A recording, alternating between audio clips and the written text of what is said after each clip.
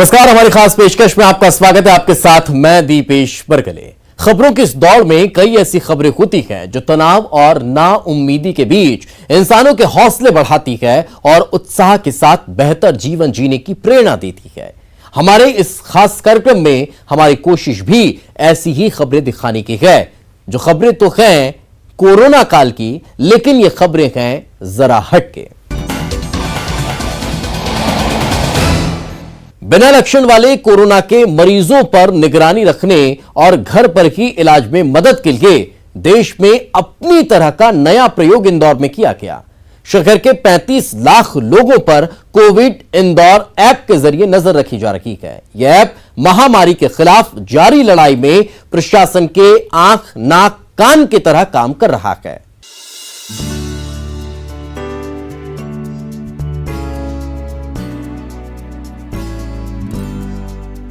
इंदौर ने कोरोना पर तेजी से काबू पाने का जरिया ढूंढ लिया है। कोविड इंदौर ऐप के जरिए जीपीएस तकनीक की मदद से प्रशासन शहर के लोगों की मॉनिटरिंग कर रहा है। किसी भी शख्स में सर्दी खांसी के लक्षण दिखाई देते हैं तो इसका अलर्ट सीधे डॉक्टरों के पास पहुंच जाता है। साथ ही कंट्रोल रूम में भी पूरी जानकारी रियल टाइम में पहुंच जाती है। अलर्ट मिलते ही डॉक्टरों की टीम 1 से 2 घंटे में मरीज के पास पहुंचकर जांच शुरू कर देती है। डॉक्टर को संदिग्ध मामला लगता है तो 3 तरह के अलर्ट जाते हैं। वो व्यक्ति क्वारंटाइन जाने योग्य है, अस्पताल जाने योग्य या फिर कोरोना की जांच के लिए सैंपल लेने योग्य। सैम्पलिंग टीम अलग है। यहाँ पर ऐप के माध्यम से अपनी जो आरआरटी टीम है, जो भी पॉजिटिव केस निकलता है वो लिस्ट उसको प्रोवाइड की जाती है। सारे जितने 11 एसडीएम हैं उनको अपनी अपनी एक आरआरटी टीम, एक एमएमयू टीम और एक सैम्पलिंग टीम और एक कॉन्टैक्ट ट्रेसिंग टीम दी गई है। वो उनके मोबाइल ऐप पे ये लिस्ट पूरी मिल जाती है उन लोगों को और उसके थ्रू वो अपने अपने पॉजिटिव पेशेंट के पास जाके हाई रिस्क और लो रिस्क दोनों केसेस की मॉनिटरिंग करते हैं, उनको फाइंड आउट करते हैं और अगर उनको लगता है कि वो उनमें से कुछ सिम्टोमेटिक है या जो एसिम्टोमेटिक है तो उन लोगों को वो होम क्वारंटाइन करती है और अगर उनका घर छोटा है या प्रॉब्लम है वहाँ पे उस एरिया को तो वो इंस्टीट्यूशनल क्वारंटाइन करती है। इस ऐप से हाल ही में शुरू किए गए फीवर क्लिनिक भी जोड़ दिए गए हैं, जिससे इन क्लिनिक में इलाज कराने आने वाले मरीजों की जानकारी भी मिल जाती है। यह ऐप कैसे काम करता है ये जानना भी जरूरी है। इस ऐप के जरिए सबसे पहले स्क्रीनिंग और सर्वे का काम किया गया। सभी आंगनबाड़ी आशा कार्यकर्ताओं के मोबाइल में इस ऐप को डाउनलोड किया गया। ऐप में अपलोड हो रहे डेटा को कंट्रोल रूम से जोड़ा गया। कोविड पॉजिटिव के संपर्क में आए लोगों का डेटा दर्ज हुआ। फिर होम क्वारंटाइन किसे करना है इसके जरिए ये पता चला। होम क्वारंटाइन लोगों की फिर लगातार मॉनिटरिंग की गई। जीपीएस से होम क्वारंटाइन लोगों का लोकेशन ट्रेस हो जाता है और होम आइसोलेशन वाले लोग रोजाना 4 बार इस पर डेटा अपलोड करते हैं। किसी मरीज में गंभीर लक्षण दिखाई देते हैं तो रैपिड रिस्पांस टीम तत्काल ऐसे मरीजों को उनके घरों से अस्पतालों में भिजवाने का काम करती है। इमरजेंसी में मरीज या उसका केयर टेकर ऐप में सहायता का लाल बटन दबाकर खुद भी डॉक्टरों को बुला सकते हैं। अगर मरीज सरकार की हिदायतों का उल्लंघन करते हुए मोबाइल के साथ 100 मीटर के दायरे से बाहर निकलता है तो कंट्रोल रूम में तुरंत अलार्म बज जाता है। सिंपल ये इसका एक जो यूज़र इंटरफेस है वो जो फील्ड में सर्वे टीम है उनके पास रहता है और एक यहाँ कंट्रोल रूम पे उसके मॉनिटरिंग ऐप रहता है। तो जैसे ही कोई चीज़ वहाँ पे फीड होती है वो तत्काल यहाँ पे रिफ्लेक्ट हो जाती है और हम लोग उसको चेक करते हैं कि वो सही है या गलत है और उस पर प्रॉपर फॉलोअप हो रहा है या नहीं हो रहा है। इसी तरह से रियल टाइम मॉनिटरिंग उस ऐप के माध्यम से हम यहाँ से कर पा रहे हैं। इसी में क्वारंटाइन फैसिलिटीज़ भी हैं। जो फॉरेन से लोग आ रहे हैं उनको भी मॉनिटर कर रहे हैं। जो एयरपोर्ट में लोग आ रहे हैं लोकल, उससे उनका भी हेल्थ मॉनिटर 14 डेज के लिए कर रहे हैं। तो एक ऐप में जो गवर्नमेंट ऑफ इंडिया के जितने भी इंस्ट्रक्शंस हैं सबको इंटीग्रेट कर दिया है हम लोगों ने। और इसमें जो भी प्रैक्टिकल एक्सपर्ट्स थे वर्किंग के समय कि आपस में इंटीग्रेशन रहे, जो टीम्स हम लोगों ने बनाई थी उसको पूरा इंश्योर किया है। इस ऐप ने प्रशासन, पुलिस, स्वास्थ्य विभाग की मुश्किलों को काफी कम कर दिया है, क्योंकि तमाम यूजर डेटा के साथ ही इस ऐप में एक सुविधा और भी है कि जो लोग दूसरी जगह से इंदौर पहुंचते हैं, चाहे वो सड़क, रेल या हवाई मार्ग से आए हों, उनकी डोमेस्टिक ट्रैवल का डेटा भी इस ऐप में दर्ज हो जाता है, जिससे उनको क्वारंटाइन किया जा सके। अरुण कुमार त्रिवेदी, न्यूज़ 18 इंदौर।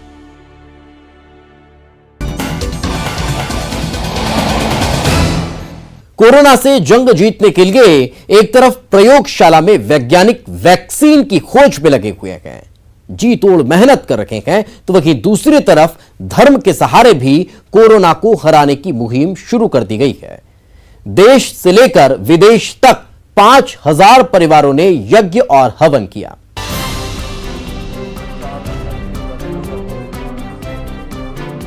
हवन कुंड में ये जो आहुति दी जा रही है ये कोरोना के खात्मे के लिए है। वेद मंत्रों के साथ अलग अलग परिवारों को हवन करते आप देख सकते हैं। इसमें बच्चे, बूढ़े, नौजवान सभी शामिल हैं। मकसद सिर्फ एक कि किसी तरह देश और दुनिया से कोरोना का खात्मा हो जाए। पूरी तैयारी के साथ इंदौर में लोगों ने पहले से तय वक्त पर एक साथ हवन कुंड की अग्नि जलाई और पूर्ण आहुति दी। कोरोना से छुटकारा दिलाने के लिए ईश्वर से प्रार्थना की। वैसे तो हमने 2100 परिवारों में करने का शुरू में लक्ष्य रखा था, पर वास्तव में प्रभु की कृपा है 5000 से अधिक परिवारों तक हम इंदौर से लेकर तो वियतनाम तक, मतलब भारत नहीं, भारत के बाहर भी जो ये हवन हुए जिनकी क्लिप्स हमारे पास जो अभी आ रही हैं।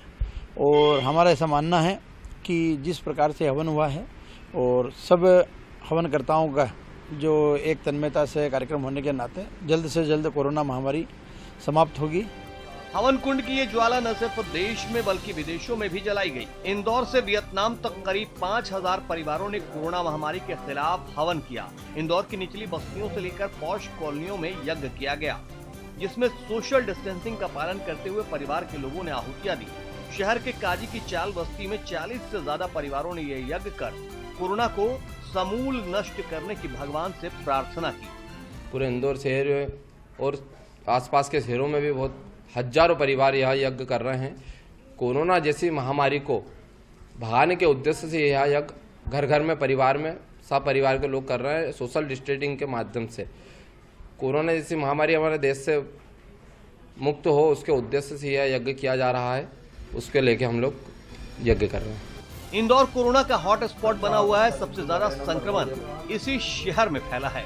लोग इस महामारी से निजात पाना चाहते हैं और इसी कामना के साथ सभी घरों में यज्ञ का आयोजन कर लोगों को इस संकट से बचाने की प्रार्थना की गई। अरुण कुमार त्रिवेदी, न्यूज़ 18, इंदौर।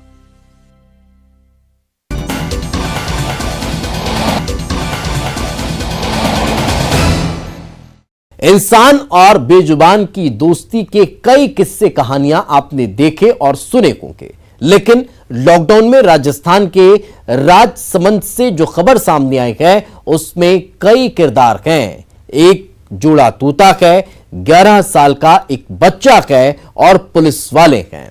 क्या है पूरी कहानी, आप खुद देख लीजिए।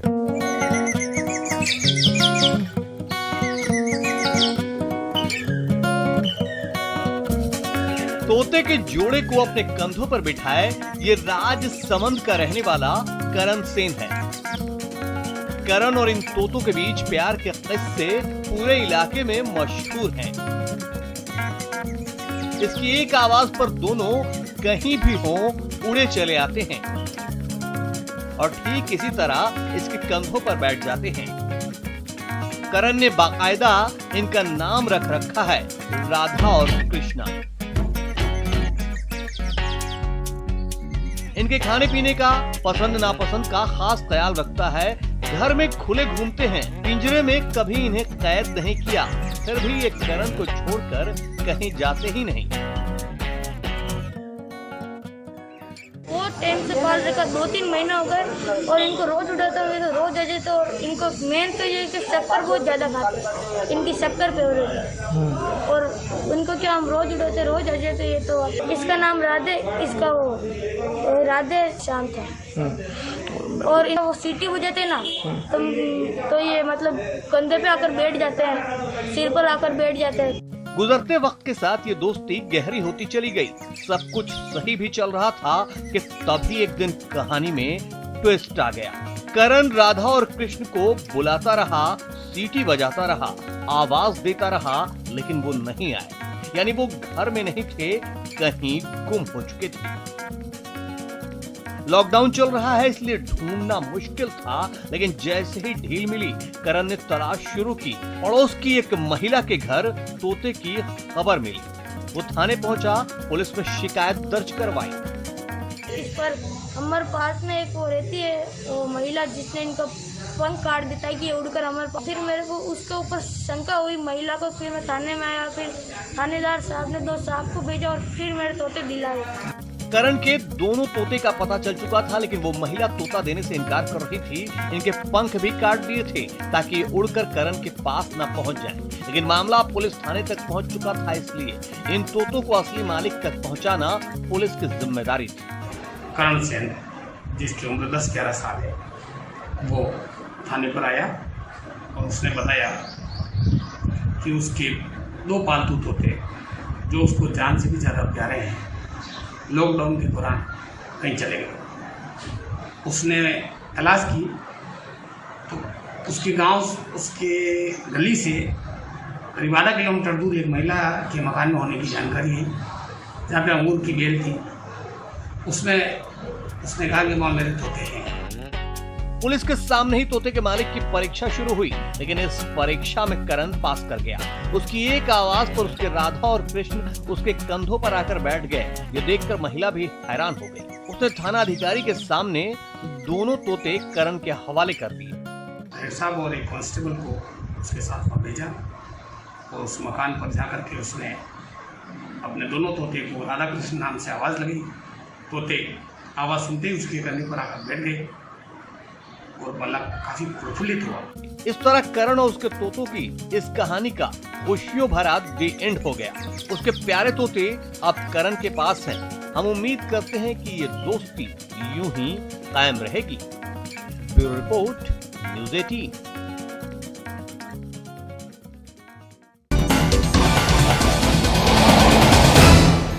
कॉर्बेट नेशनल पार्क में वन्य जीवों की अद्भुत दुनिया है। यहां इसे देखने हर साल लाखों पर्यटक पहुंचते हैं, लेकिन लॉकडाउन की वजह से पर्यटकों की आवाजाही नहीं होने से वन्यजीव शांत वातावरण में अपनी जिंदगी गुजार रहे हैं।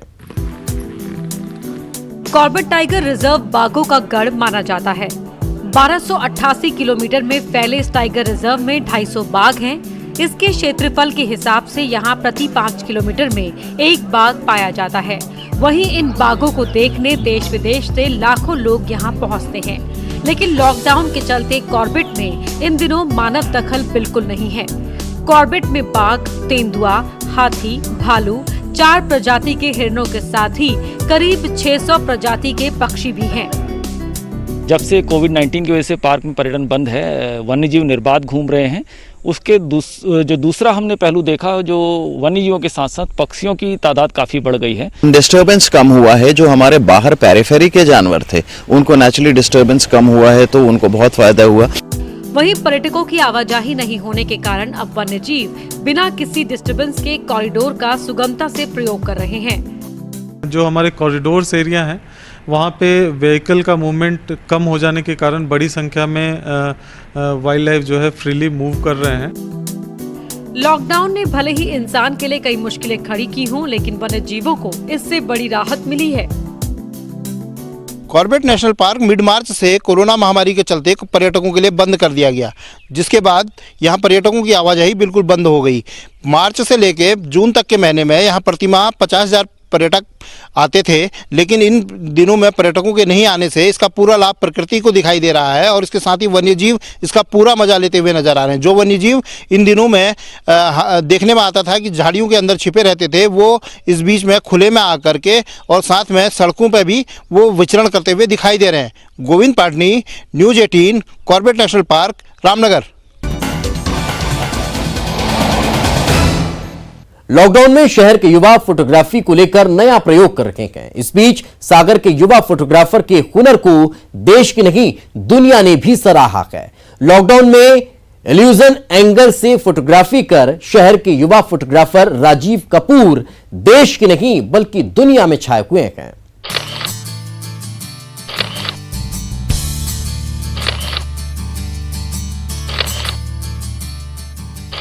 क्या आप बादलों की सैर पर जाना चाहते हैं?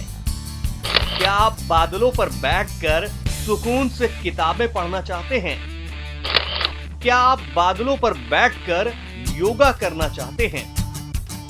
अगर लॉकडाउन में कुछ इसी तरह का तूफानी ख्याल आ रहा है, तो फिर इन तस्वीरों को देख लीजिए। सचमुच तो नहीं, लेकिन आपका सपना इल्यूजन फोटोग्राफी के जरिए मुमकिन हो सकता है। कुछ और तस्वीरें देखिए, ये सभी इल्यूजन एंगल फोटोग्राफी का ही कमाल है जिसे मुमकिन कर दिखाया है सागर के युवा फोटोग्राफर राजीव कपूर ने।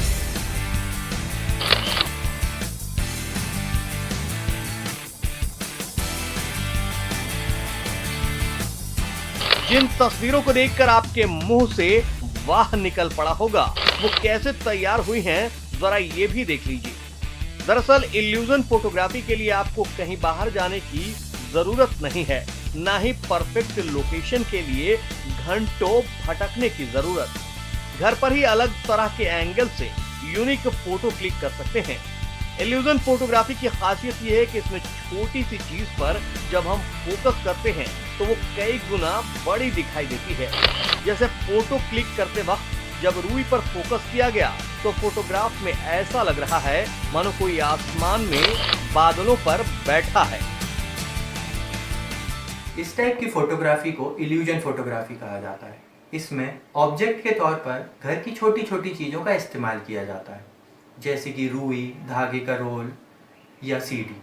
इस टाइप की फोटोग्राफी करना मैंने लॉकडाउन के समय से चालू किया और अब इसे बहुत रिस्पॉन्स मिल रहा है, ना केवल हमारे देश में बल्कि विदेश में भी, जैसे कि ऑस्ट्रेलिया, जर्मनी, इन जैसी कंट्रीज से भी काफ़ी लोग इसे शेयर कर रहे हैं। अपनी इल्यूजन फोटोग्राफी के लिए राजीव कपूर ने रुई यानी कॉटन, डीवीडी, ग्लास और किताब का इस्तेमाल किया है।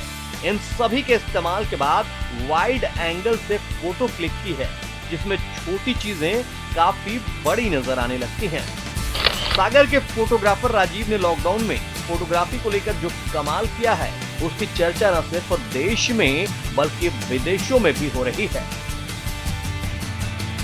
रचित दुबे, न्यूज़ 18, सागर।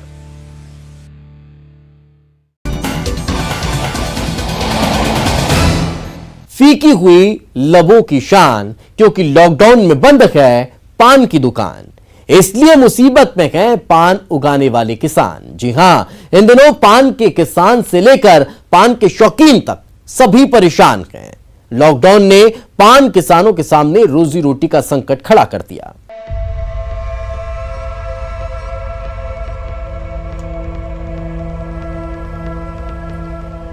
वैश्विक बीमारी ऐसी कि थूकने पर पाबंदी और मुंह पर मास्क ने पान खाने पर ग्रहण लगा दिया है। नतीजा है कि पान की खेती करने वाले करीब 200 से 250 परिवार के सामने रोजी रोटी का संकट खड़ा हो गया है। पहली फसल खराब हो चुकी है, बाजार खुलने की आस में दूसरी फसल तैयार हो रही है, उस पर भी अब संकट ही है। 2 महीने से जब से ये लॉकडाउन हुआ, एक भी पान नहीं बिका, लाखों रुपए का नुकसान है। हम 200-250 घर के चौरसिया हैं और अभी भी कोई गुंजाइश नहीं है बिकने की। ये नए पौधा तैयार हो गई, नई पेड़ी है, ये भी कोई गुंजाइश नहीं। नए पान है, वो भी कोई गुंजाइश, वो तो फसल हो गई जो हो गई पिछली साल की खराब, ये भी खराब होने लगी। दिन रात एक कर खून पसीने से सींची पान की फसल बरेजे में ही लगी बर्बाद हो रही है। ऐसे में निवारी के पान किसानों की मांग है कि उनके पान को सरकार या तो वहां तक पहुंचा दे जहां उन्हें बाजार मिल जाए, या फिर उनकी सूख रही पान की पत्तियों का मुआवजा मिल जाए। मांग नहीं माने जाने पर पान किसान सड़क पर उतरने की बात कह रहे हैं। मध्य प्रदेश सरकार पान किसानों की तरफ, पान व्यवसायियों की तरफ कोई ध्यान नहीं दे रही है। अगर जल्दी ध्यान नहीं दिया गया तो एक बहुत विकट स्थिति आने वाली है।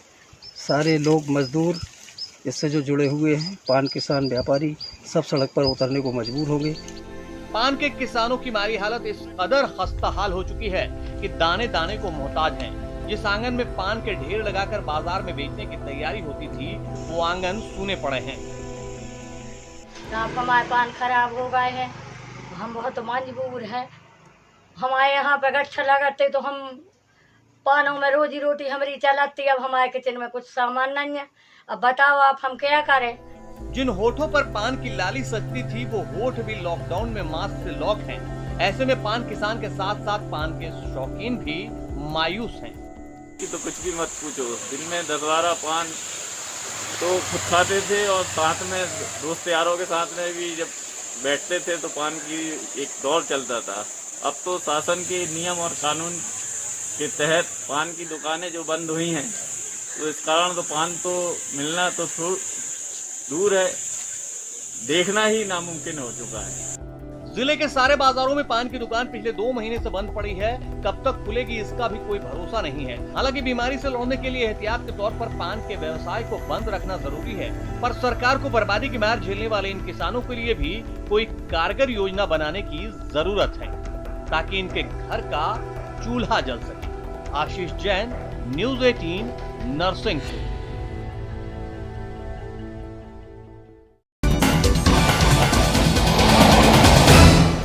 इसी के साथ हमारी इस खास पेशकश में फिलहाल इतना ही। दीजिए इजाजत, नमस्कार।